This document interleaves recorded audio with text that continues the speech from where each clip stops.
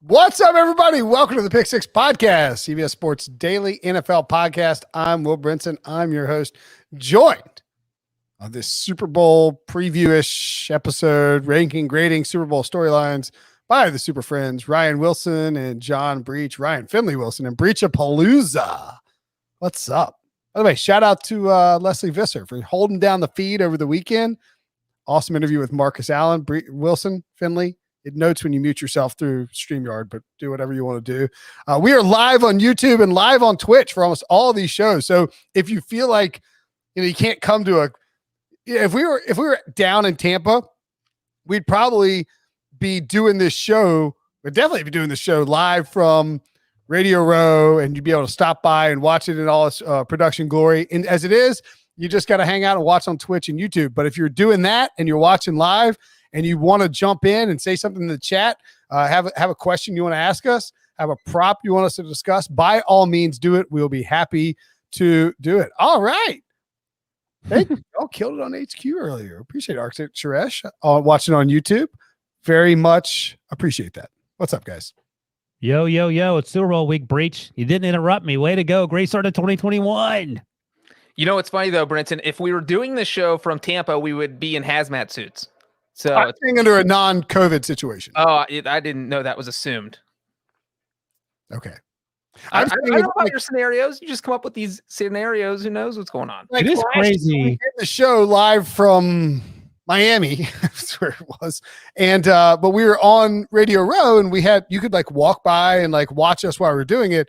And I'm sure that there would be an area for Pick Six podcast fans and listeners to come check it out. Maybe. I don't know. It's crazy that was 12 months ago. I said on the HQ show we were doing the Andy Reid dance right outside of was that Miami Gardens? Is that Hard Rock Stadium? Yeah, Hard Rock Stadium, Miami Gardens, I think. And that was a year ago. And COVID had sort of happened overseas. We were fine for the time being. I mean, we were going out. Everyone was, Florida was continuing to Florida, so nothing had changed. But it's hard now either, though. Yeah, that's what I mean. It feels like it was like 12 years ago, not 12 months ago. But hopefully next year we'll all be together in LA. And it'll be go time. Why are people? The Super Bowl was supposed to be in LA this year, but then Los Angeles got hit with historical rains, and they had delayed the opening of the stadium by a year, which had to delay the Super Bowl being hosted by a year, and so they switched with Tampa Bay. And the NFL kind of dodged a bullet there, by the way, because that Super Bowl would not be taking place in LA. Although maybe I don't know if there wouldn't be any fans there. Well, there definitely wouldn't be fans there, but they kicked the 49ers out of the state. That was a county thing. What's that? That was a county decision. No, I'm saying best case scenario, the game can be played, but there's definitely no fans. So you're right. The NFL dodged bullet. Yeah. The NFL is pleased that this is taking place in Florida, which allows it to bring first responders down there. By the way, in the feed, we have the ultimate betting guide with RJ White. If you want to download that for free, go to sportsline.com. And if you want to join sportsline.com for free, by the way, if you need a backdoor way to stream the Super Bowl, go to sportsline.com/join. Use promo code EDGE. You'll get your first month for free. And when you do that, you get a free CBS All Access subscription. You can also just go subscribe to CBS All Access. Highly recommend it. I was watching it.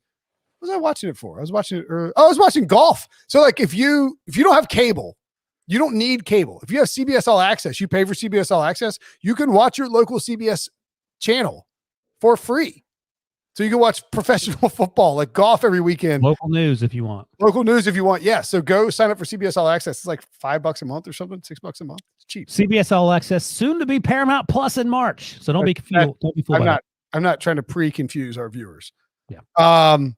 We do that enough during the show.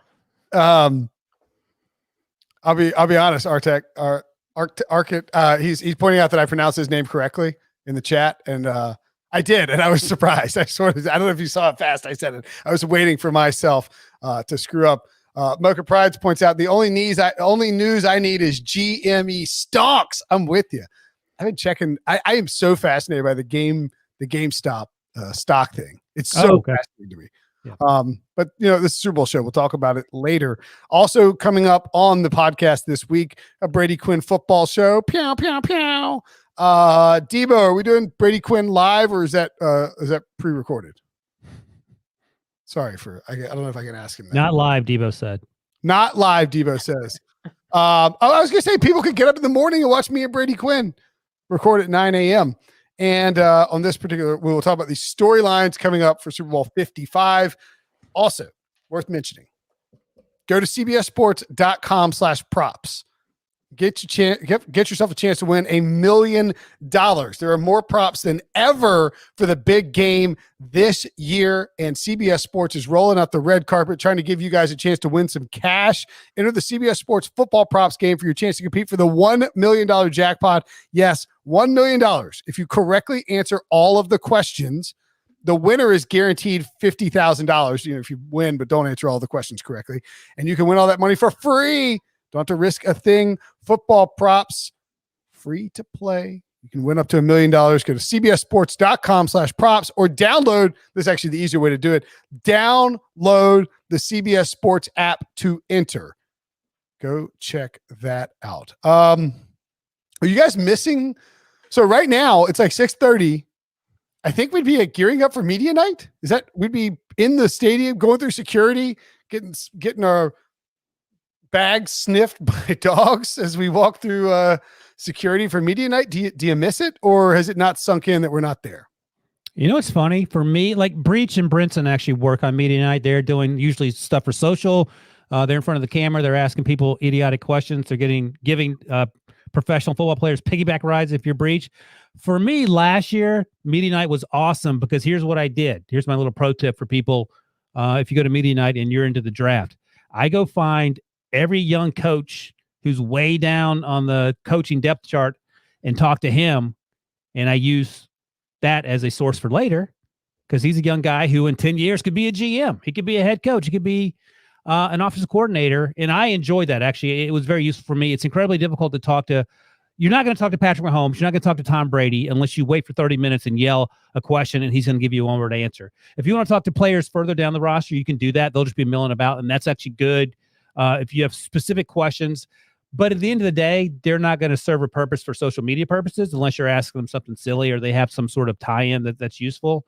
So it's not particularly useful in terms of turning what I like to talk about with people into like written content that's going to go viral or whatever.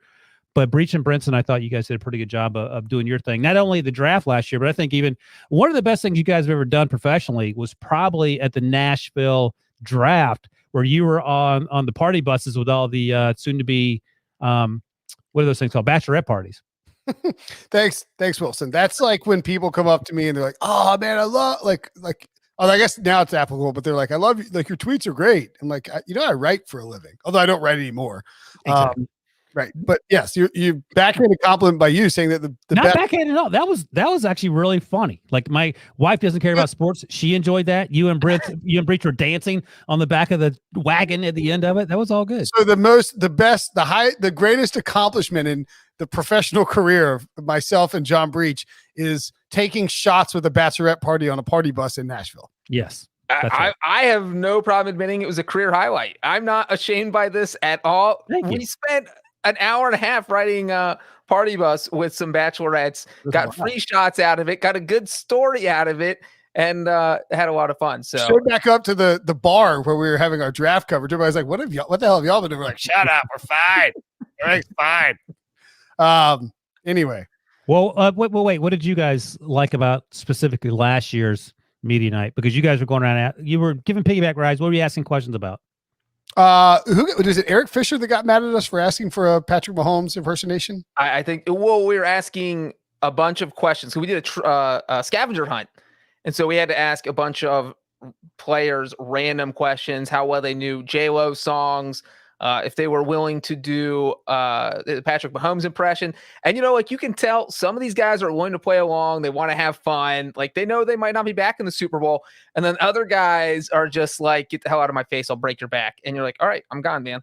By the way, you know what wouldn't happen in 2021? Byron Pringle would not eat a Pringle from a random can that I bought. You know what I mean? Like he'd be like, what? I mean, first of all, you wouldn't be in the same room, but if you were, he wouldn't be like, oh yeah, stranger, let me eat that Pringle. That's probably perfectly fine for my game day COVID protocols. Well, interestingly, Eric Fisher is out of the Super Bowl. He'll be there this week because he tore his Achilles. But you also, if I recall correctly, Lauren Duvernay-Tardif, medical doctor who opted out this year. You mentioned him as being pretty cool as the Chiefs offensive lineman. Yeah, I mean, I would say actually, honestly, the highlight of the media night was, so we were walking around and we had a Pick Six podcast microphone and we were doing these interviews. And I don't know if we had like somebody with a Pick Six podcast banner or like we were wearing Pick Six podcast gear or something, but we had multiple occasions where fans who were in the building were like, "Yo, what's up, Pick Six podcast? Love the show." We're like, that was very, very exciting because I don't think that's happened before, at least like on a remote situation. Yes, it has happened. It happened at the combine 2 years ago. You didn't get invited last year. Remember, we were walking around at night and you got dragged into a bar. And Prisco was very proud of you in the most. No, we met them on the outside of the bar. They were like, they recognized Pete Prisco from the Pick Six podcast, which is probably Pete's career low light. Right. Being reminded, it's like, oh, I know you from the Pick Six podcast, and pardon my take. He's like, I'm a NFL Hall of Fame caliber writer. Damn it. Anyway, yeah, I would say that last year though, I don't know if it's me getting older. I don't like the movement to the night. That's what it is. I can already tell you before you even finish. Really? Yeah, it's you getting older. It's just it's 10 years of seeing it. I'm just tired of it. Yes. I feel a little bit less comfortable asking the ridiculous questions than I did 5 years ago.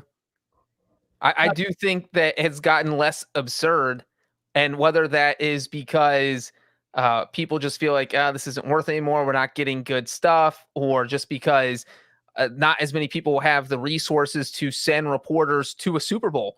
So that's kind of like changed the game of what this looks like. I still think it's a good time though. It's like for me personally, I write a kicker story every year and you can just talk to the kickers. No one's talking to the kickers. It's like Ryan talking to the coaches or the punters. Literally no one is talking to the punters. Punters are like twiddling their thumbs, and you can go over there and just, like Johnny Hekker was almost the MVP of the Super Bowl 3 years ago if the Rams would have won, right?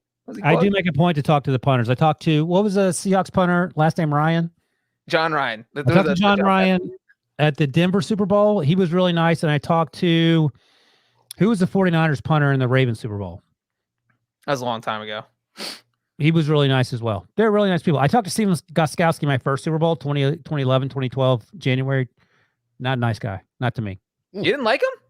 He didn't like me. Maybe you smell the puke on your breath. He knew. You know what, dude? You might be. I walked all the way like that half mile in 35-degree weather because I needed to get some fresh air. You could be exactly right. That's a good call. Yeah, I don't know. I will say this. I think that I think everything about the playoffs and how they've unfolded in this whole offseason, this whole postseason has really felt kind of surreal for me anyway, in the sense that we've known for a long time we weren't going to the Super Bowl, and I guess it hadn't kicked in that we're not there. But I also don't think there's anything, I know there are a bunch of people out in Tampa maybe, but not like if you work for CBS, you're not doing anything, you're not, you better not be wandering around, sightseeing and taking, like selfies with like relatives in Tampa or people you just, anybody down there for CBS is going to, like, if you're not they've told you got to isolate, and this is just sort of an NFL procedure and a CBS procedure too. We're airing the game, right? Like, you got to keep it tight. Is Debo available or is he on another call? I don't know. He's got to isolate. So Debo, what did you do for breakfast and lunch today?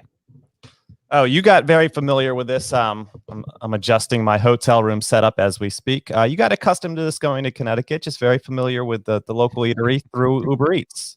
You just get to the hotel room? Yeah, I have a little familiarity with Tampa, so it's just ordering from local spots. There is a place. What's Tampa known for? Being on a bay. Is it? But like, no, I'm saying is the seafood famously good in Tampa, or is it? Because it's on a bay. I mean, you've got the water, you've got your Mexican food, a lot of taco spots, but I don't think it's specifically assigned for. Is Tampa known for its Mexican cuisine? No, I don't think there's like a. Everybody's got. I got Mexican cuisine in Raleigh. Like, I don't. Well, I mean, no, it doesn't have like the best cuisine in the world, but. I'm sorry, what? What? Cuisine? What is happening? He said it right. What do you want him to say? He doesn't live in Tampa.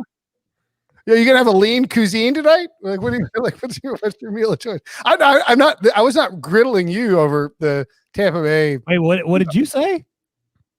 You're not what? Griddling? Griddling. He just said griddling. It's grilling, you moron. Same thing. You would griddle somebody. I would ask Breech for verification, but he doesn't even speak English. Who knows if he knows if you're right or not? Griddling. I was just curious because it seems like it could be sort of like a Florida type of situation, but like, or an Indianapolis type situation, but in Florida, where you're like, oh, but these guys are claiming they have all these things, and really there's just nothing there. Well, any steakhouses, but you know what's in Tampa?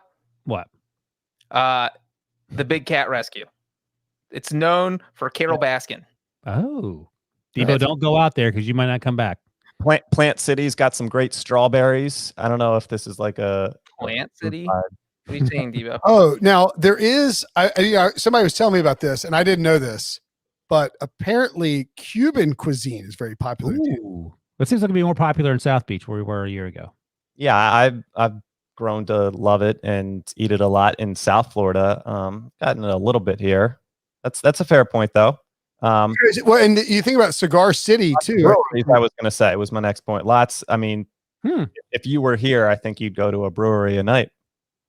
So, wait, Brinson, you said Cigar City?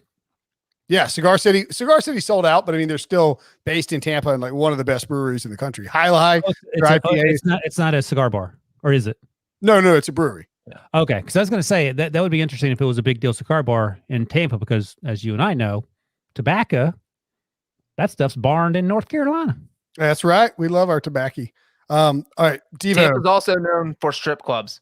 I don't know what your plans are this week, but I'm just throwing it out there. Fact. What is the when you got your CBS what's it called? The badge? Credential? Yeah, when they gave you the talking to at the beginning of the week, what are the rules on going to strip clubs? Are you allowed to go? I don't know if that's explicitly like written down, but I'm pretty sure it has to be assumed. Can you socially distance? That's the big question. You got to call ahead. CBS has legitimately done a great job. They've been sending stuff for weeks and made it very clear. I was telling you guys previously, this is kind of like my on the scene report. It's not a ghost town like I maybe would have expected, and probably was dumb to think that, because knowing that the state that we're in, it is a little more lively than expected. Yesterday was beautiful. Today is the second coldest I've ever been in Florida. So the weather is not on our side right now. Tomorrow, you know what? Maybe I'm going to step back and do something I don't like to do, and I'm going to apologize. I think you may be correct about this Mexican situation. Maybe the Hispanic Cuban food scene is burgeoning, or is just huge in Tampa. And I guess I just didn't see that coming. But man, I'm looking at some of these. I'm on. Yeah, sure. I'll dunk on myself. You know, who's also big in Tampa? Dickie V. Bucs. And on Jeopardy.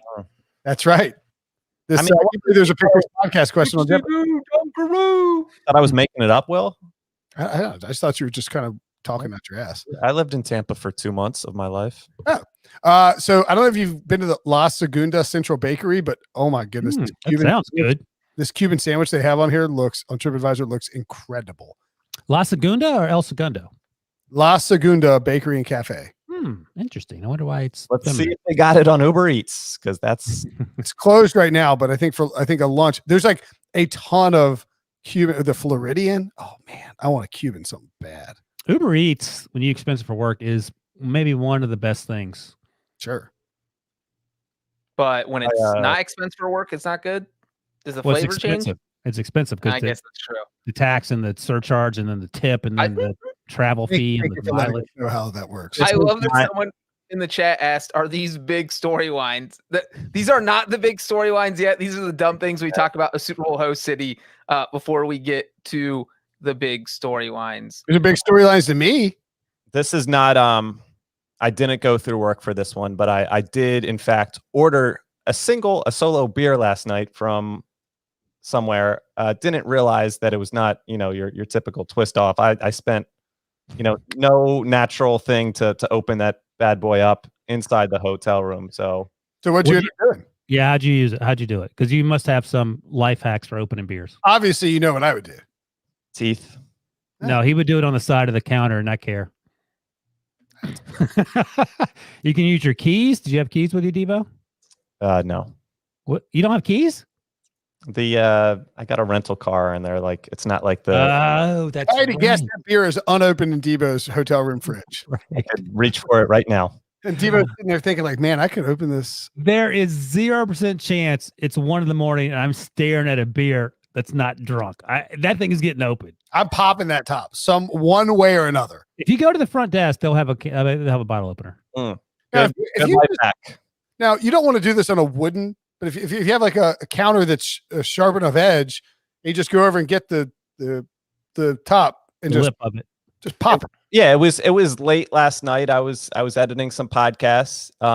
We have a lot of coworkers, to the left, to the right, across from me. I didn't want, loud beer bottles banging from my room. Man, Debo is a conscientious hotel guest. I tried. Brinson would be clanging them together as if asking for more, and he would think people thought he knew that, but we wouldn't. By the way, Breech, this is the same Brinson who was banging on his own door at 4 a.m. because he couldn't get in. That's So last year's Super Bowl. What type of beer is it? That was Ichiban. Oh, that's a good beer. I really like Not Milwaukee's best. Is it? All right. So Yeah. from media day, which occurred via Zoom during the day, Patrick Mahomes was talking about Tom Brady. He said, "I'm trying to get to that level." And Brady said of Mahomes, he's only elevated since 2018.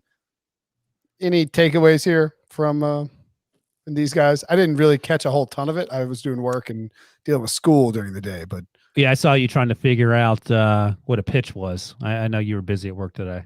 I just thought that was a little odd to include that as a.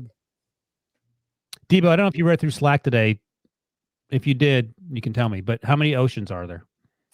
There are now 5 oceans. Did you know that? They're just making stuff up as they go. Pluto's not a planet. There's 5 oceans. What's next? That's What what is next? That's exactly what my wife said. What are your kids, Gen Z? I don't know what I don't know what ages 13 and 9 are. Because Brinson, Breech, and I are all millennials. You're millennials. These two just barely. You're right in the middle of it. You and Blanket right in the middle of You it. barely make the cut. Well, all millennials believe in 4 oceans, Ryan. That's what we have in common. I'm getting hashtag Team 4 Oceans.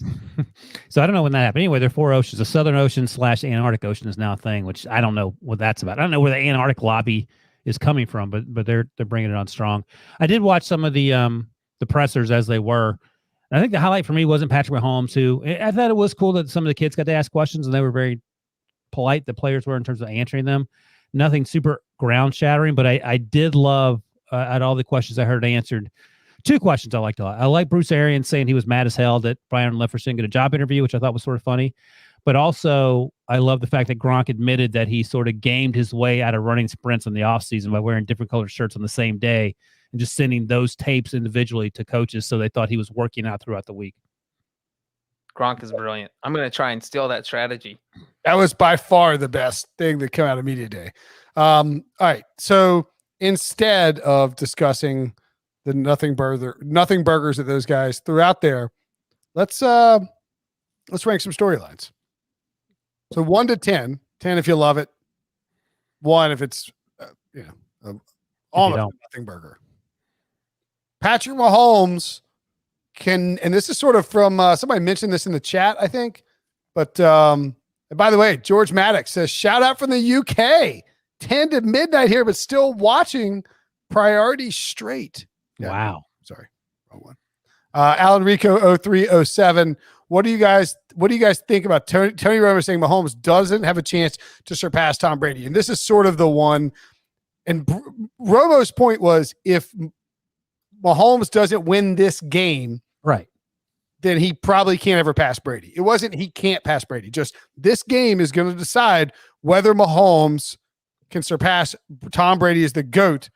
You buying or selling? 1 to 10? What do you think, Ryan? So we talked about this a few weeks ago. If Mahomes wins, it'll be 6-2. If he loses, it'll be 7-1. And I think we all agreed that 6-2 is all. Even though it's 1 game difference, 2 games in each direction, it feels much more "quote unquote" surmountable than a 7-1 lead. Breech. Yeah, and the thing is, if you lose and you're down 7-1, you have to win 8 Super Bowls to pass Brady. Like That ain't happening. That absolutely isn't happening. I know how good Patrick Mahomes is, but the other thing is that, Patrick Mahomes hasn't done a great job of like staying healthy for an entire season. And that's something we saw Tom Brady, which I think we kind of take for granted. But besides that, like halfway mark of his career where he lost the season to his ACL in 2008, he's been remarkably healthy. It's almost insane. And Mahomes get these little injuries and those start to add up on you. So Mahomes is gonna have to stay healthy, and just getting to 8 Super Bowls doesn't seem plausible. So I think, yes, I don't think that's a crazy statement to say. If Mahomes wants to catch Brady, he has to win this game. Not only 8 Super Bowls, but he has to, it's 7-1. So the difference is 6. 6-2, it's only 4. Only 4 is still a ton. No one else is doing that, but Mahomes is certainly best positioned to do it until the Steelers trade for Deshaun Watson. I don't really get the Patrick Mahomes hadn't stayed healthy during the season. He's been banged up. He had the knee injury. He's missed 2 games for injury in his career, and he came back from a crazy knee injury really early. I think this is okay. So he got hurt. Tom Brady missed an entire season with an ACL injury. Tom Brady's played 40 years. Tom Brady didn't miss any games early on. I'm saying that he's already, once you start to get hurt, it's the box is open. What? What are you talking about? That's his medical opinion. The box is open. I don't have a medical opinion. Hi, everybody. Once you get hurt, the box is open. It is. Mahomes this isn't like Mahomes is missing 12 games a season to injury. This is, if you're missing 2 or 3 games each year, what if that happens in week 17 instead of week 5? 2 or 3 games each year. He missed 2 games already. What? He missed 2 games in the regular season already. In 3 years. I am saying, Brinson, random that Tom Brady a pile running the ball in the red zone with an already banged up leg and a play that Andy Reid shouldn't have called. This is he did call it. I said Tom Brady has stayed remarkably healthy, and it's going to be hard for Patrick Mahomes to stay that healthy. I think that's fair. Tom Brady, Patrick Mahomes runs a lot. It is unlikely that he will stay as healthy as Tom Brady. Yeah, that's all he's saying. It's also unlikely he'll play as many years as Tom Brady. Yeah, that'll be hard because of his, at least the way he plays now. And God help him. Patrick Mahomes, a good, upstanding citizen, will be suspended 4 games for using a cell phone, for inflating a football, and fly to Italy with his supermodel wife during that 4-game suspension. Yeah, no, I mean, and then win the Super Bowl anyway. It would be an upset if. So, well, I don't know. So let's say they both only played 1 game their first. I don't know. You basically have to start 2002. That's Mahomes' first. That's Brady's first year as a full-time starter. Yeah. What are you trying to do? I'm just saying, like, if through Patrick Mahomes' first 7 years as a full-time starter, will he miss 15 games? Because that's how many Brady missed. We have no idea. But I mean, he's on a great start in terms of keeping up with Brady for this race to either 7 or 8. Do you think today's quarterbacks, I think today's quarterbacks like Mahomes can easily play, like Brady's the outlier playing till 43. I think all the quarterbacks coming in the league now can easily play to 40, 45 if they're good enough, which Mahomes will be. Yeah, 100%. I agree. That's a great point, because Brady actually talked about this on his conference call today, where he didn't start getting into the healthy stuff and the what's Alex's last name, Breech? Guerrero stuff until later, but now he takes it very seriously with the the avocado ice cream and all other stuff. These guys coming in, and Patrick Mahomes talked about it, they know health is incredibly important from Jump Street. Russell Wilson's really big into that. Yeah, I think it makes a ton. I mean, like the difference between a guy like Mahomes who's doing these techniques. First of all, people are just staying healthier longer. Like, bacon and cigs aren't as big a part. I mean, Lynn Dawson is smoking a cig at halftime of Super Bowl. The picture of George Blanda and Tom Brady is like the ultimate comparison of the difference now. George Blanda looks like he's 68 and he was 43 when, in that picture with Tom Brady. Right. And I just think that it's a great point, Debo. I think these guys will play a lot longer if they're able to play. I mean, even look at the guys, the last bastions of these older, Ben Roethlisberger, Eli Manning, Phillip Rivers, Peyton Manning.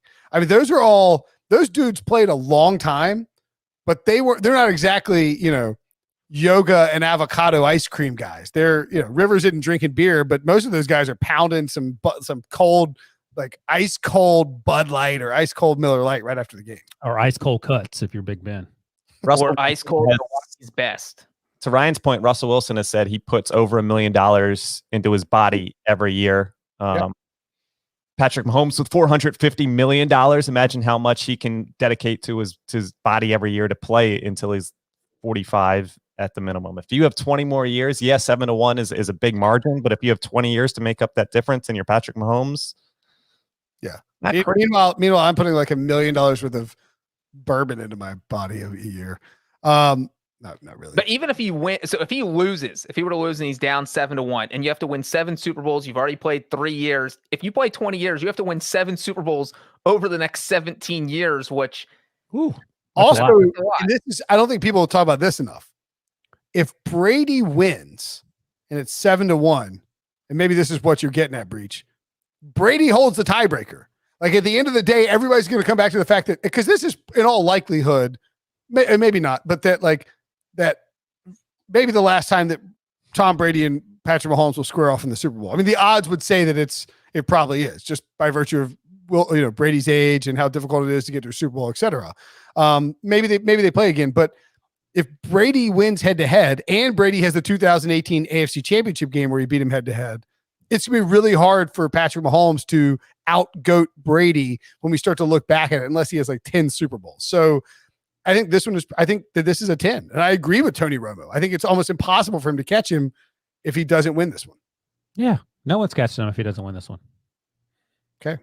And the other thing about Mahomes is after year 10, he might not have Andy Reid, because we don't know how much longer Andy Reid will coach. Surely, he's going to coach the next 5 years, but he's 62. Who knows what he's doing after 10 years. And so maybe Mahomes doesn't have Reid for the back half of his career if he ends up playing 20 years. Let me ask you this. Let's say it's 6-2 after this Super Bowl. Let's say the Chiefs win. And let's say over the next 10 years, it's 6-6 and Andy Reid retires. Matt Patricia coaches the next 5 years of the Chiefs. Do they win one more to get to 7 to get Patrick Mahomes over the hump versus Tom Brady? No. The question is, do they win 7 games in one season? Is this like a Jason Garrett situation where Patricia's headset is turned off and he doesn't know it? And so some of the assistants are running the team. Patricia's not actually doing anything, because then they have a chance. They're turned on and he has 2 pencils, one behind each ear. Oh, okay, no. All right, let's look at another storyline. The Chiefs going for a repeat, and the idea of a possible dynasty forming. The Chiefs would be, of course, the first team to win back-to-back Super Bowls since the 2004 Patriots did it, beating the Panthers and Eagles, and Andy Reid, of course. They would be the 8th different franchise to win back-to-back Super Bowls. Is it a dynasty forming if the Chiefs win a second Super Bowl, or are we jumping the gun? Yeah, especially in the salary cap era. It's incredibly hard to win. You have the most important player tied up forever in Patrick Mahomes. You have the second most important person in Andy Reid, arguably the most important person, still wanting to coach because he has Patrick Mahomes. I don't know what their situation is in terms of players hitting free agency. I have to look real quick. But again, you have Patrick Mahomes. And I think the real test will be if they can win this game with a banged-up offensive line. They're only going to have 2 starters on this offensive line of the Super Bowl that started the season. They're going to have to move some guys around. I think Wiley's going to have to move from guard to tackle. Eric Fisher's hurt. I think Stepnowski's going to have to play. He was with the Steelers at the beginning of the year. He got cut, came back. So, this is going to be incredibly difficult, but I think they're certainly well-positioned to make a legit run if they win this game because of 2 guys, Andy Reid and old Patrick Mahomes. And they're getting that kind of advantage that Tom Brady and the Patriots had, where I feel like over the past, probably since Peyton Manning retired, you just felt like the Patriots didn't have stiff competition. The Steelers were around, but you just felt like the Patriots were going to end up in the Super Bowl every year out of the AFC. And that's where it kind of feels like, I know there's the Buffalo Bills and there's Josh Allen, but he could be a one-year wonder.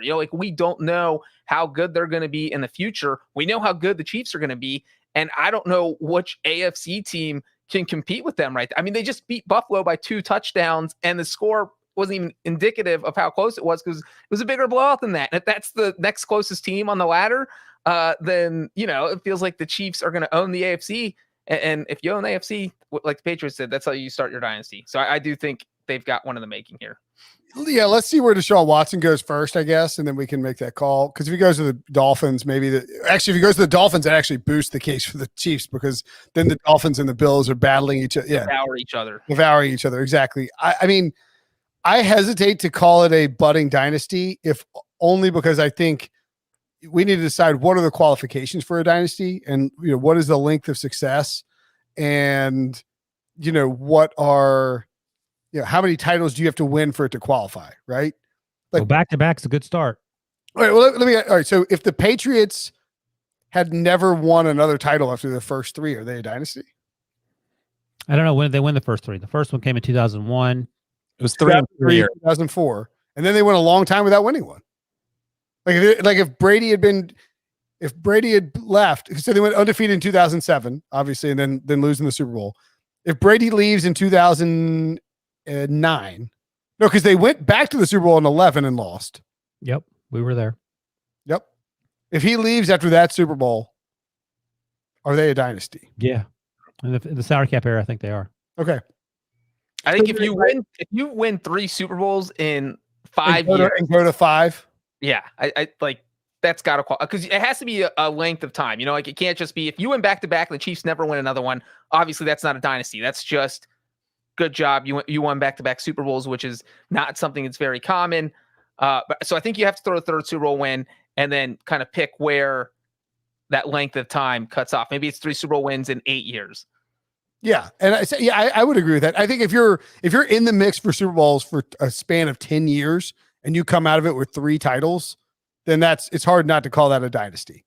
Yeah, and you can't go 4-12 in one of those years either. You have to always be 800, 500 or better, 8-8 better, and compete. And the dynasty factor too, I think it's a little bit of there has to be a feel to it, right? Like the Patriots were all omnipresent in the NFL since they won in 2001. Yep. Really, since the 03 when they beat the Panther, all of a sudden it was like, oh my God, the Patriots just don't lose. And the Chiefs have that vibe to them. Like the Chiefs do feel like, I mean, yeah, the Bills are great. Here comes Mahomes. It's like, oh, the Browns are having a great season. Here comes Mahomes. Like if that's how they feel, that's a dynasty feel. Just the talking point. The talking point has to be, how do you beat the Patriots? How do you beat the Chiefs? No one's saying how do you beat the Bills? They're really good, but the first talking point is how do you beat the Chiefs? Is an entire league gearing up and basing their strategy, and specifically people in your division and in your conference, are they gearing their entire team building strategy around taking you out? Because that's how the Patriots were for a long time. And yeah, I think the Chiefs qualify in that regard. So probably have to win 3 to get into the dynastic qualification zone. Well, here's the thing. If they win on Sunday and then they start the season 9-1 next year, all we're talking about is the dynasty conversation. We were doing it after last year's win. The Chiefs are dynasty, but and the crazy thing about the Chiefs is we now have 3 full seasons of Patrick Mahomes. He's never lost a game by more than 7 points. So literally the Chiefs are in every single game he plays and could have won any of them that they lost. And they could be coming off back-to-back Super Bowl wins, but for D Ford going off sides in 2018. Which is crazy to think about. And I think they would have handled the Rams, right? I mean, that was the year they lost to him 54-51. Yeah. Oh, God. That was a Mexico game? Yeah. Mexico moved to LA. Oh, right. Jared Goff has sucked since then. How long ago does that feel like? Yeah. By the way, the free agency situation is relatively good. They're going to lose some guys. I mean, Le'Veon Bell, Darrell Williams, that's one thing. They have the big guns coming back, and Tyreek and Travis Kelce. They have a few guys on defense that will be free agents. Bashad Breeland among them, but they're in really good shape in terms of their core guys coming back, and of course Andy Reid as well. And Brett Veach has done a very good job drafting. Andy Reid obviously plays into that too. The thing with Reid is, unlike with Philadelphia, let's say he gets the Super Bowl, because otherwise the conversation is a little moot for a while. If he gets the Super Bowl, Andy Reid's playing with house money in Kansas City. Back-to-back titles. There's no pressure. You're not feeling that the way it built in Philadelphia year after year after year. If Andy Reid can't coach in the playoffs, Andy Reid can't get it done. Hell, I mean, last week Wilson's like, You know what you got to do is you got to say, what would Andy Reid do here? Do that. That's how far we've come, where Andy Reid is the most forward-thinking, smartest playoff coach, time management guy in the NFL. So, Debo's shaking his head. It's unbelievable. I mean, even early on with the Chiefs, there was that playoff game with Alex Smith in Kansas City, or excuse me, in New England, where he botched the time management stuff. It's almost like winning that Super Bowl took away everything. It takes away all the demons. It's weird. It's not even weird. I guess it's natural how a title does that for you. There's been some nightmarish Andy Reid calls. I could see it in Debo's eyes. We're past that. We're on to Kansas City. He hasn't done a lot of it lately, though. I went back and watched the Week 12 game against the Buccaneers. He kicked a field goal in the first drive, like fourth inside the 5-yard line. But at the very end of the game, they were like 3rd and 7 or 8 or whatever, and they could have punted and given Tom Brady the ball back with 30 seconds to go. Threw a pass from Patrick Mahomes, Tyreek Hill, your two best players, because that's what good coaches and good teams do. Converted it, game over. He didn't give Tom Brady another chance. We've seen teams in the playoffs make that excuse. We're going to trust our defense. Your defense sucks, and they got absolutely exposed. He didn't do that. So maybe it took him 15 years, but he learned the lesson. I think part of it too is having Patrick Mahomes, where you're not. Matt LaFleur has to Aaron Rodgers. I'm just saying that I think Andy Reid thinks these things in his brain, but sometimes he's like, I don't know. And now with Mahomes, and he did with Chad Henne too, so who knows? All right, what about this one? Bucs playing at home. 1 to 10, Breech. How big of a storyline is the Tampa Bay Buccaneers playing at home? For me, it is 4. Historically, I think it's a big deal because obviously nobody has ever gotten to play at home before. But Patrick Mahomes is 21-4 on the road. The Chiefs went 8-0 on the road this season. The Chiefs love playing on the road. I think Tampa Bay went 5-3 at home. I have to double check that. So you're talking about you had more losses at home than you did on the road. I don't really see an advantage here. If anything, there's more pressure on Tampa because you feel like they should win because they're playing a Super Bowl at home. So I like it as maybe a storyline to talk about, but I don't think it gives the Buccaneers any advantage at all. And you know what? This was the first year ever where home team or road teams won more games than home teams did during the regular season. Yeah, 4 actually I was surprised you were that low. I feel like it's a 5. Probably that's about right. But for the reasons you talked about, I don't know if you talked about the Chiefs flying in on Saturday, so it's just another away game for them. They're not stuck in Tampa for a week, having to get accustomed to staying in hotel rooms while the Buccaneers stay at home. And also, you mentioned how good they are on the road, but also they came here in week 12 and won, and they were up 17-0 at halftime. It was 27 in the fourth quarter. And then a couple breaks went the other way, and Tom Brady, who threw 2 interceptions in that game, 2 terrible interceptions in that game, scored 2 touchdowns late, but it's not a big deal to me. Yeah, I think I'll say it's a 2 for me. I was going to say 4 too. I just don't think it's a big deal because the Chiefs, it's not like the Chiefs are having to deal with the distractions of a Super Bowl on the road and being in a different city. And the Chiefs have played in Tampa. The Chiefs have won in Tampa. I don't think that Tampa, if this were Brady and Belichick in New England at home, yes, huge home field advantage if they were playing at home because, things and stuff. But for the Bucs, nothing really there for me. And I just think Tampa's not a huge advantage. The Chiefs will fly in Saturday, and they'll they'll take care of business. So I think it's a 2, depending on the possibility of fans getting loud in that stadium, which I don't think they're going to do, but we shall see. Any thoughts on winning one for Bruce Arians? They seem to love him, and Bruce Arians has a lot of funny, sort of one-liners, but he's a good coach. He hires more minority and women coaches than anyone on planet Earth. Tom Brady says he likes to be coached hard, which is sort of funny because he didn't like Bill Belichick coaching him up that hard, apparently. But maybe he likes being coached hard and also being recognized for being really good. Because, the word on the street is that Bill Belichick wasn't one to hand out compliments, which may have led to the departure of both Brady and Gronk. But yeah, I mean, you can win it for Bruce Arians, but I think a lot of times these players win them for themselves because if you're at this point, you don't need any real outside motivation. But I would also say that the win one for someone storyline hasn't really been working out this season. It's one of those fairy tales that's been where you set the book on fire. Because I feel like the Saints wanted to win one for Drew Brees, knowing that he's probably retiring. And yep, that didn't happen. And I'm sure the Packers wanted to win one for Aaron Rodgers. Hey, man, you haven't been to the Super Bowl in 10 years, but you played like an MVP this year. Let's get you a win. Didn't happen. And so you go in the game trying to win one for Bruce Arians. I don't know. That's not the storyline that if I'm a player, you're not winning it for Tom Brady. Dude's got 6 rings. So I think at the end of the game, if you win it, you feel good that Bruce Arians got a ring, but that's not something I would think about as a player until, it's the fourth quarter and you're up 10 points with 3 minutes left. Also, it's not like Bruce Arians has been there 10 years and hadn't won a Super Bowl. Like he was retired and then came back out of retirement, was working for CBS Sports, comes to Tampa Bay. Antonio Brown, mercenary. I mean, Chris Godwin and Mike Evans have played for him 2 years.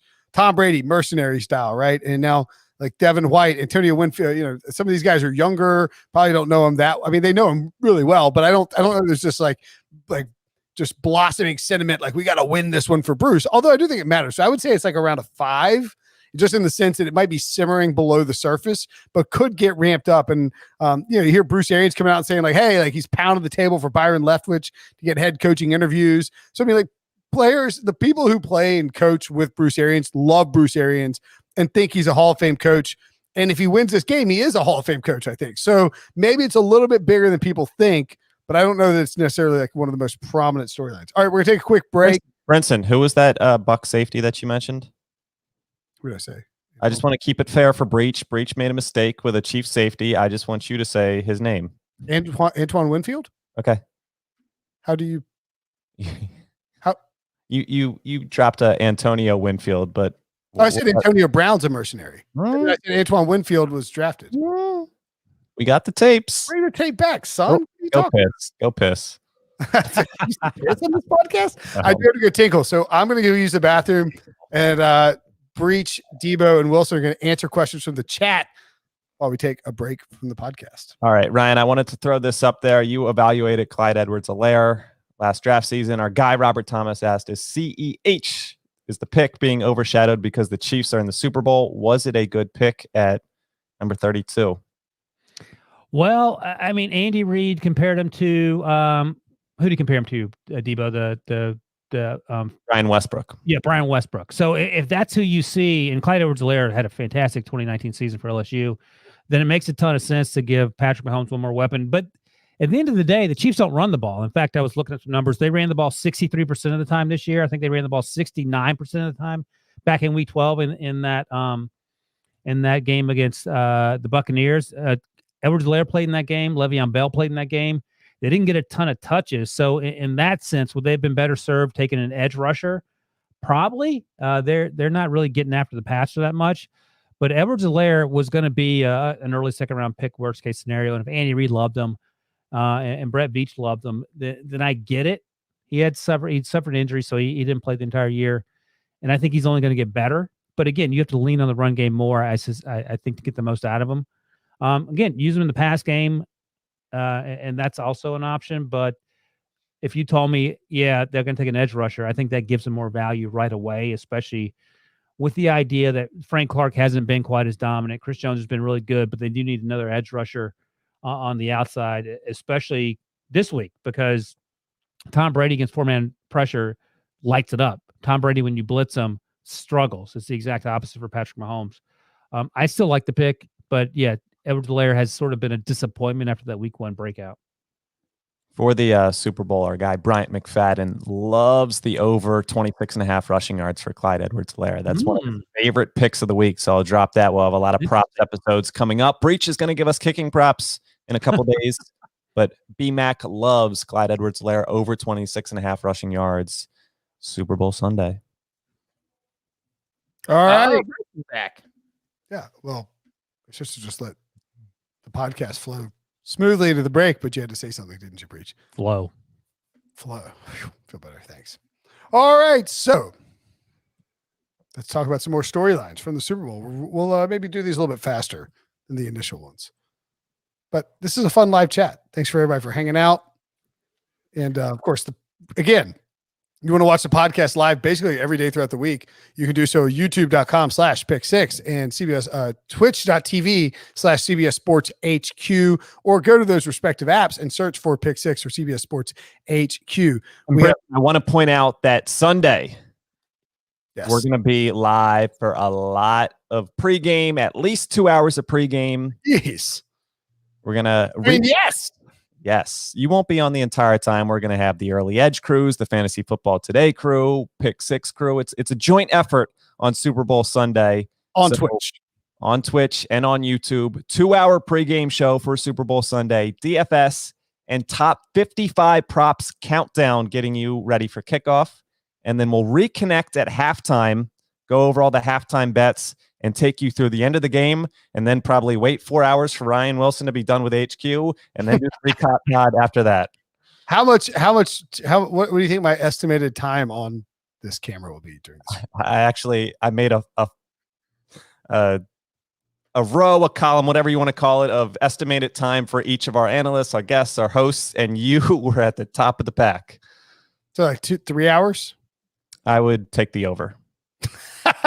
I mean, we go 3.5 hours for the divisional round, wild card round. You and Breech. No, I already got my AK texted me. She's making one of these Blue Apron meals. I got to tweet that out, by the way.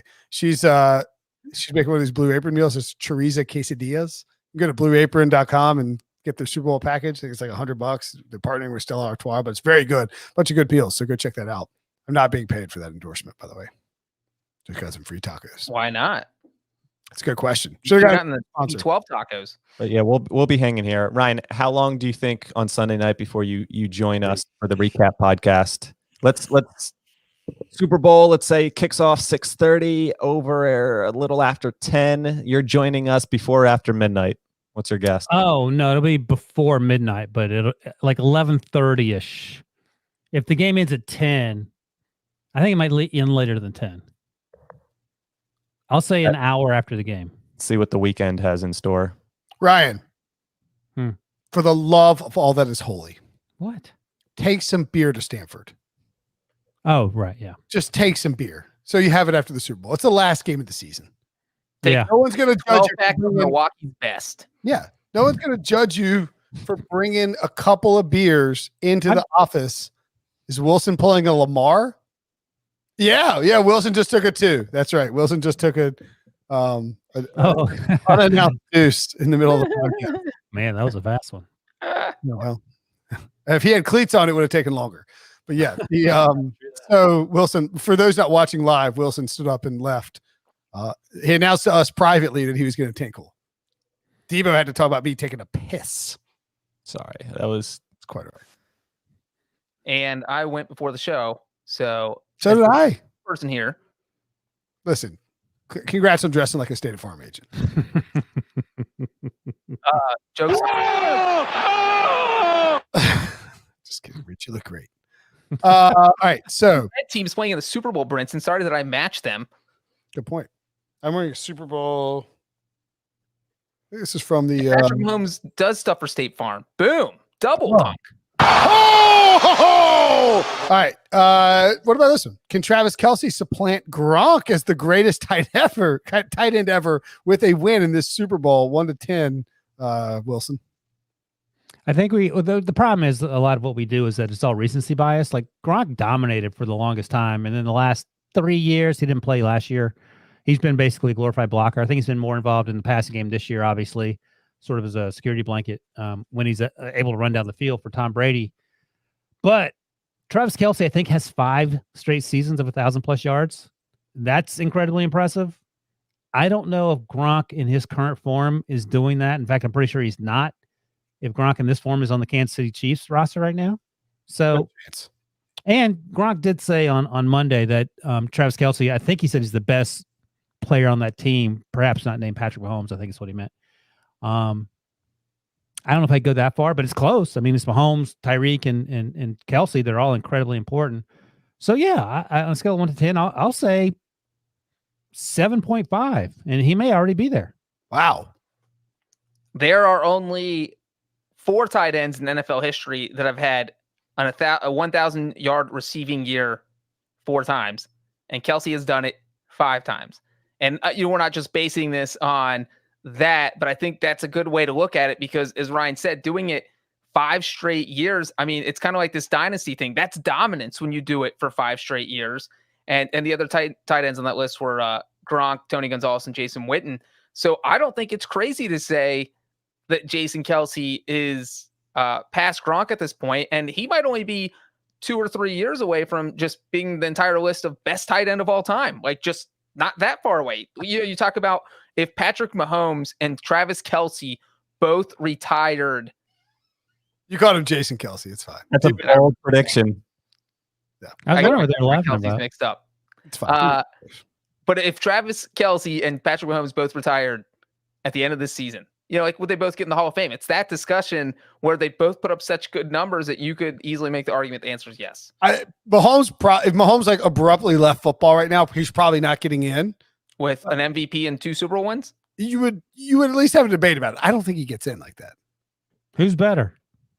In the Hall of Fame? Yeah.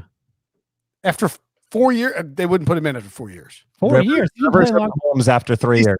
He's saying if they retired after. I'm sorry. I'm talking about Travis Kelce. No, Kelce would have a shot for sure getting in if he retired right now. Kelce's still young though. He's in his early 30s. Rob Gronkowski is 5 months older than Travis Kelce. That just blew me away. You just have this assumption that Gronk is 3 or 4 years older. It took Kelce a little bit to get going. Gronk pretty much dominated the second he stepped in the league. They're 5 months apart. 31. Gronk didn't have a monster rookie year. In fact, there were a lot of people who thought that Aaron Hernandez was the better tight end.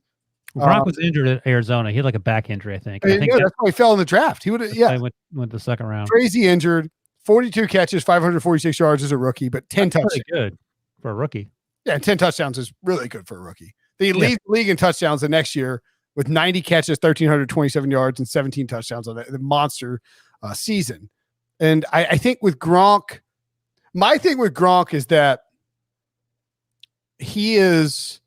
So when I think of like the greatest tight end, I think that you always have to split them out differently. Like Tony Gonzalez, Antonio Gates, and Travis Kelce sort of go into one bucket of tight ends for me. And then like Gronk and George Kittle go into another one. Why? Because I mean, like Travis Kelce ain't mauling dudes in the run game. Like Gronk was. I just think I think that matters for me. That's fine. Yeah. But it's a different. I mean, it's different time now too in terms of blocking tight ends. This is a good question from Clarence Yee here. Yeah. He recalls us griddling Thank you. Lawrence Duvernay Tardif about what disease he would have based on the certain symptoms, and he did a very good job with them.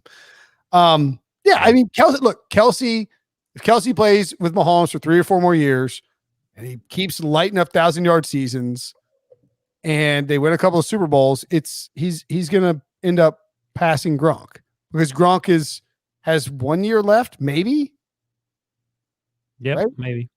But I think that the one thing that Kelce's going to be chasing is the touchdowns, though, because Gronk was such a weapon in the red zone. I know Kelce has been, but Gronk has 86 career touchdowns. That is almost double what Kelce has. So we talk about the yardage production. That's because the Chiefs playing an offense that puts up a lot of yards. But when push comes to shove, scoring is what you have to do in football because the team with the most points wins the game.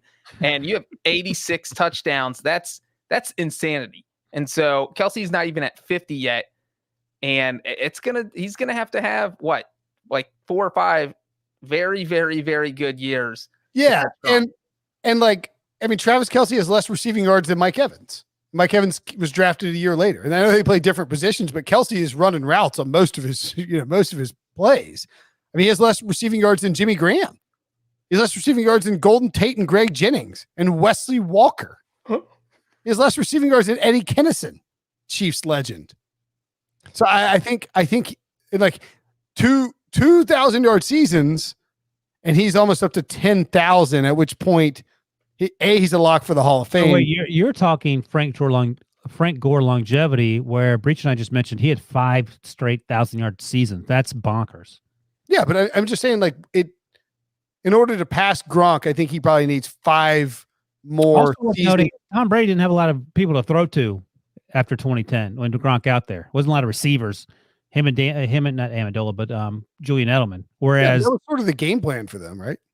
But my point is that Andy Reid's game plan is to throw it to Tyreek Hill and Sammy Watkins and Demarcus Robinson and everybody else, including Travis Kelce. Do you think that as it stands right now that Travis Kelce is a better tight end than Antonio Gates? No, and that's, again, recency bias. I think we're just falling into that trap. Antonio Gates was dominant, and he also was dominant as a basketball player coming out of Kent State, right? Yep. Who didn't play a ton of football. I mean, imagine that. Yeah. I think Pro Bowls are a pretty silly stat to go by, but I really like using first team All Pro. Gronk was first. That is a very good stat to use. First team All Pro. Gronk 4. Kelce after this year, he's now up to 3. So he's creeping in there. I would assume and guess that he gets to 4 at some point in his career. We talk about legacy. You know, Travis Kelce 11-1 this weekend to win Super Bowl MVP.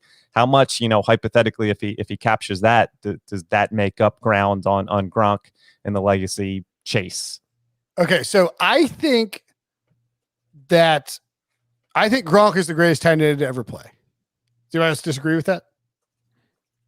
Who else is in the running? Gonzalez. Tony Gonzalez is really good. Yeah. Oh, yeah. Well, that was going to be my point. Tony Gonzalez is 6th all-time in receiving yards amongst all NFL players. That's pretty impressive. I sort of think that to pass Gronk as the greatest tight end ever, Travis Kelce might have to pass Tony Gonzalez in receiving yards. That doesn't seem unfair. I don't know. I mean, like, if we agree that Gronk is better than Tony Gonzalez, can Travis Kelce have worse stats than Tony Gonzalez and be better than Gronk? I'm not convinced that Gronk is better than Gonzalez. I think it's really close. Okay. I mean, he has more receiving yards than Marvin Harrison, Reggie Wayne, Andre Johnson. Think about it this way. What if Tony Gonzalez played in 6 Super Bowls or 5 or 4, however many Gronk played in? I mean, that would change our perception of him as well. Sure. He's played on bad teams. So. He has 15,000 receiving yards. It's pretty good. Crazy.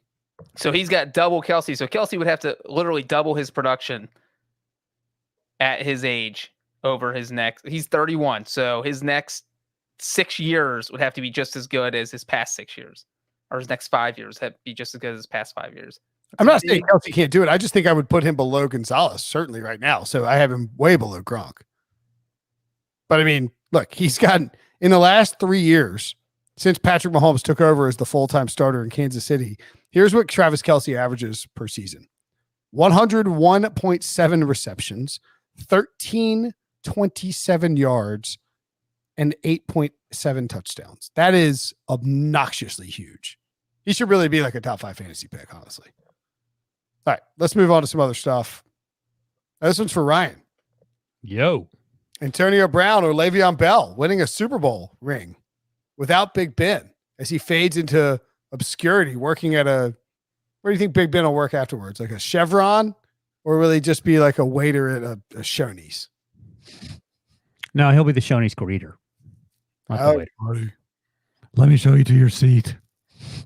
Breech, clean this table off, please. They do wear red. And Breech has a funny story about working at P.F. Chang's for 4 hours. What? Did you get fired, or like what happened? I didn't get fired. No, he quit because they wouldn't let him go to a Bengals game. Bengals Steelers game in Pittsburgh. He said, "I'm out." Wait, so you didn't get fired. You mutually parted ways when they wouldn't No, let he quit. Correct. You quit at a Shoney's? P.F. Chang's. Quite the difference, Brinson. It's quite the difference. Yes, it Huge is. difference. Right. One's classy. I'm not knocking Shoney's. Shoney's is good. It's delicious, but it's different. You know, if you're taking your wife to P.F. Chang's for your anniversary, it's probably going to be less frowned upon than taking her to Shoney's. Yeah. You take her to Shoney's when you take her to Shoney's, you're in trouble, buddy. You take her to Shoney's to serve her the divorce papers. You don't take her to Shoney's to celebrate an anniversary. All you can eat divorce papers. Right. Who won the game, Breech? I think the Steelers did. So good guess, Breech. Good guess. Steelers Bengals game in the last 10 years. I quit for this. Hey, this wasn't in the past 10 years, was it? No, I'm looking up. last year. I can't remember if it was 2005 or 2006. Yeah, you lost 2005. 2006 is after Big Ben had the motorcycle accident, so you may have won that one. And the Bengals won in 2006, but I can't remember which one. It was one of the two. You'd remember if the Bengals won. So where does this rank? The Steelers outcast. Antonio Brown or Le'Veon Bell. Where does this rank for you, Wilson, on a scale of 1 to 10? Well, it's funny because when I rewatched the Week 12 game of Buccaneers Chiefs, the Steelers were 10-0. And they're like, oh, they're first place in the AFC. They're still a game ahead of the Chiefs. They're still in this thing, and they have they're going to have the home field advantage when they get the bye. And everything went south from there pretty much. They went to 11-0, and the wheels fell off. I'm fine with Le'Veon Bell and or Antonio Brown getting a Super Bowl ring. 2010 is when Antonio joined the team as a rookie, so he was there. Yeah, he doesn't have one, but he's been in one. He went to the Super Bowl and they lost to the Packers. That was your first Super Bowl, I think. Le'Veon has never been to the Super Bowl with the Steelers. Obviously, 2013 is when it was his first year, and he was a big part of getting into the playoffs. And then he would get hurt. One time he got hurt by stupid Vontaze Burfict in the middle of the season. He couldn't play in the playoffs that year. Thank you, Breech, for that. And that's one of the reasons they lost. Losing in 2015, in fact, that's when it was, because they lost to the Broncos in a game they should have won because their backup running back fumbled the ball into the game. They'd have won, Breech. So there's your running back fumbled the ball to lose you a game. What does that sound like in 2015, Wilson? Huh. Yeah, the week after, I guess. Been playing in that round. You should have been lost to the Bengals in the wild card round. Right. But yeah, so I'm fine if either one of them win it. I think given the legal history, I would rather Le'Veon win than Antonio, but maybe Antonio's found the help that he's needed, and he's a good person now. But under on how many rap videos Le'Veon Bell makes if he gets a Super Bowl ring with his Super Bowl ring in it. That's my ring finger. 21. That's probably right. I'll say over. So yeah, I'm fine with it. So I'm not upset at all. So I'll say a 1 on a scale of 1 to 10 in terms of being upset. Oh, well, okay. All right. On a storyline angle, I'd say it's like a 3.5. Oh, in terms of storyline, I couldn't remember what the scale was for. Yeah, it's something that you would definitely talk about at media night. If there were a media night, they would get a million questions about it. But or how much do you hate Ben Roethlisberger? Are you mad that Mike Tomlin got angry at you for Facebook living the locker room after you beat the Chiefs against Alex Smith that year? Those Have you type of settled things. any of your court cases? That would be a great question that I would love Breech to answer, to ask Antonio Brown to his face with a Pick Six podcast mic. That would be promptly broken over his head. 6 times. Yeah. So in terms of a storyline, yeah, 3.5 sounds about right. Okay. Eric Bieniemy proving he deserved a head coaching job, or if you want, Byron Leftwich proving he got snubbed by Debo in this rundown. Where does that rank on your storylines? Well, Leftwich 1 to 10. Debo, Bruce Arians, your boy. Yeah, Bruce Arians said he was angry about it, and Andy Reid said he was happy to have Eric Bieniemy back, but he was angry that he was coming back, and the implication being that he should get a head coaching job. Also, when you go back and watch the Week 12 game, the broadcast version, Tony Romo and Jim Nantz are like, "There's no way Eric Bieniemy is going to be back next year. He is number 1 on the coach hiring list." And here we are. He's coming back. He should have hired me to help him edit that Wikipedia page sooner. What did it say? Well, they've changed it from the controversy section for Bieniemy. It's no longer there. Ooh, no longer there. Gotcha. Since I mentioned it on a popular radio show, it was disappeared 6 hours later. I do think the Bieniemy thing. This is one thing I think is really unfair to black coaches in general and just minority coaches in the whole process. Is that Eric Bieniemy has been turned into the face for this whole process, and it just doesn't make any sense. Like, it should not be one guy is the face of the black coaches who need to be hired. I mean, it shouldn't be like that. And I thought Todd Bowles and Bieniemy both had really good quotes to Peter King in his column on Monday, where they're like, "Look, we're coaches, man. We're not black coaches." Like, what I can't remember if he said, like, he was like a FedEx delivery or like a waiter, but he's like, you don't walk into like you don't like go to a Starbucks and be like, "Oh, look, a black barista." It's just a barista. And so that's a little unfair to these guys in the sense that, they are being put in this position. And Todd Bowles has already been a head coach, And Bieniemy's like, man, we're trying to win games here. So that just a commentary on the whole Bieniemy is the face of the black coaches who deserve to get hired. Although I do think he deserves to get hired based on the merits of his coaching ability. But I understand why people might have some Reddit. And as upset as he might be, and as ridiculous as it is that he doesn't have a job as a head coach, it might all end up working out for him where he ends up in the best possible spot. Because we talked about when the Texans job was the only one left, it was, hey, what if Bieniemy ends up there? Like, Eric Bieniemy, you don't want to end up in Houston. You don't want to wait all that time for a job and end up in a place where you might go 1-15 your first year because the quarterback doesn't want to play for the team. And it's just a total disaster with Jack Easterby, and that's not where you want to be. So this could all end up working out in Bieniemy's favor if he gets a job in a place where he can actually win. Sure. So yeah, I'll put the assistant or the coordinators who are deserving of jobs as getting some revenge here at a 6 out of 10 because I think it'll be propped up on the telecast. That sounds right. Yeah. All right. Do you know what size feet Brian Leftwich has? What's that? Do you know what He size? wears size 9 or 9.5. You can't hire somebody with 9 or 9.5. He's Yeah, 6'5", wears size 9, 9.5 shoes. Unhireable. I know that because BMAC, when he did the podcast with like Taylor, they were laughing about it. And I thought that was the funniest thing I'd ever heard, that someone that size. Also, Byron Leftwich been hit by a car twice. 9.5. 9. They called him like something to do with 9 is like their nickname for him. Ryan, how did you not preface that with fun fact? That's about the craziest fun fact we've ever had in this podcast. It is incredibly fun. What size shoe do you guys wear? I wear size 9, so me and Byron Leftwich could share shoes. How tall are you for the listeners out there? I am 7 inches shorter, 5'10" and a half, 7 inches shorter than Byron Leftwich. Diva, shoe size? Diva's 16. No, I'm a size 10. Okay. And I am on dating profiles. I'm 6 foot. In real life, I'm 5'11" 3/4. Breech, what size shoe are you? Like a 7.5? 8. Wow, I'm an 11.5. You freaking tiny shoe. Yeah, but you're taller than me. He's a hobbit. He's 4 feet tall and has a size 11 shoes. Do you have hair on the bottom of your soles too, like the hobbits do? Yeah. What do you think? All right. Do we Leonard Fournette storyline level? So what's this playoff Lenny thing? Just because he's running the ball occasionally? Is that what it is? Pretty much. Yeah. Doesn't do anything for me. Nah, nor me. Scotty Miller saying he'd beat Tyreek Hill in a race. I could see a situation where Tyreek Hill scores a long touchdown and runs over and does like a cheetah deuces in Scotty Miller's face. So Scotty Miller has, I think, 6 plays of 35+ yards this season, which is impressive when you think about it, because he's Scotty Miller, including that one big play against the Packers. I just can't envision a scenario where he's beating Cheetah in a race.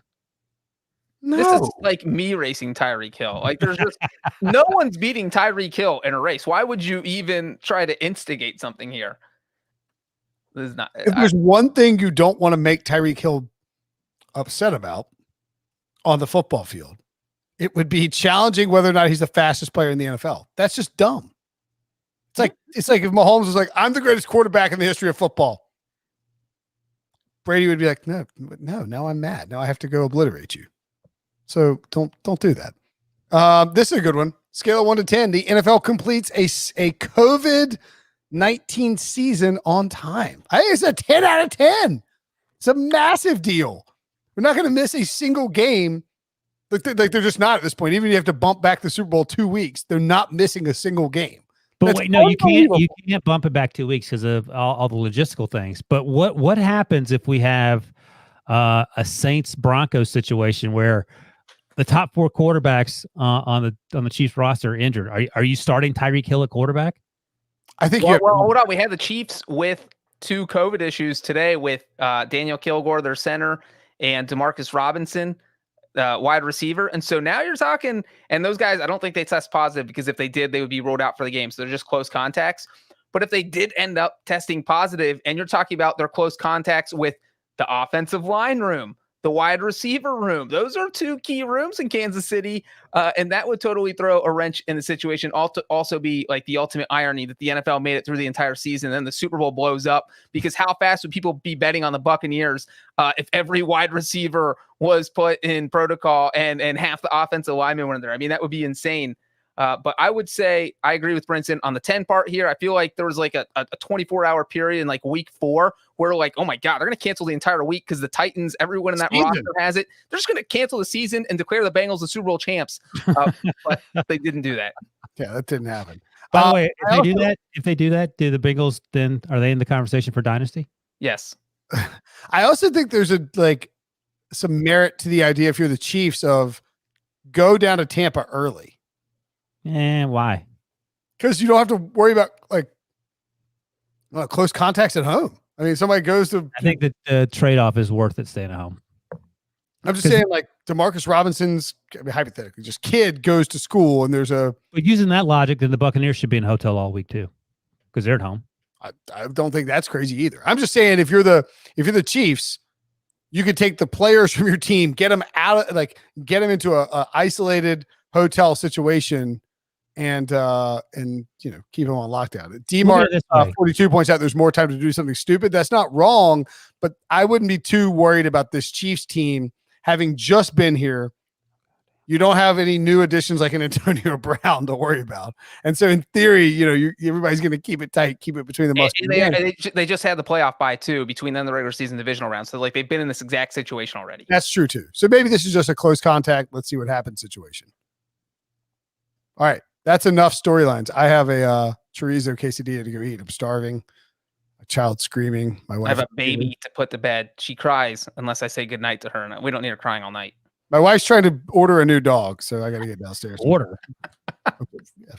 She won't buy a new dog. I don't know. Online. She wants a second dog, and I've just got to go quash that. All right. Good luck. Nip it in the bud. That's my wife wants a second baby. I got to quash that. All right. Both of you guys, make sure you. It's a lot easier to snuff out the second dog purchase than the second baby creation for various reasons. Breech. So good luck with that. All right, that's the show. See you later.